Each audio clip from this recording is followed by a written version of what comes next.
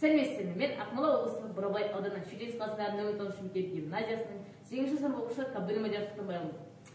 Бүгін таңда Мұқағали оқулар сайысынан Мұқағали атамыздың рухы қолдап жүлделі екінші орын алып келді. Осы жарысқа 16 ауданнан 16 түрлі үздік оқушылар қатысты. Осы бізді баптап, осы жарысқа дайындаған Балжыз Мұсақұлына көп рахмет айтамын.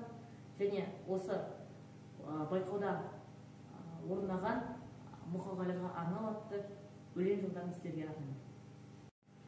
Мұзбұлақ ақын деген атталған, ақынның айтар ойы сараланған, әр қазақтың жүрегінен орын алған, өзіндік жолы жатыр дараланған, өлеңдермен шыр шеткен алау арман, отты жыр ұран болып қалықтаған, сырласамын бей уақытта ақынменен, сұрағыма жауабы болам жырларынан, сөз қозғайды ұлабайдай толғанады, өнерлі ой сөзімен жалғанады, мұналтпас күш жігері жалыны бар, кесіп айтар шындыққа жаны құмар, кешіп өткен талай тарих кездерді, өткізді ол қиын қыстау кездерді, жырлар мен жылу берген жаныма, ұмытпаспын ақын аға мен.